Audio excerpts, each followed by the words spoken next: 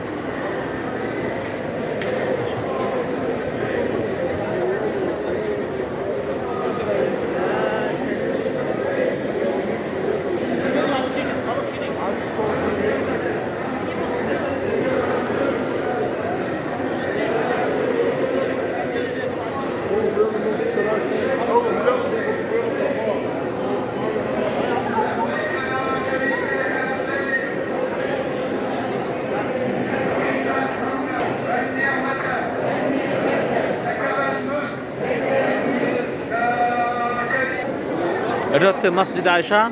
শোকেল এখানে তালবিয়া পাঠ করতেছেন। এখান থেকে দ্বিতীয়বার উমরা করার জন্য এটা হলো মিকাত। এখান থেকে আবার এহরাম বেঁধে আবার উমরার করার নিয়ত এখান থেকেই এহরামের কাপড় পরিধান করে আবার দ্বিতীয়বারের জন্য উমরার কাপড় এহরামের কাপড় এখান পরে ইনশাল্লাহ এখান থেকে গাড়িতে ওঠে আবার নতুন করে তওয়াফ করতে হয়। সালাম, তৌফিক দান করুন।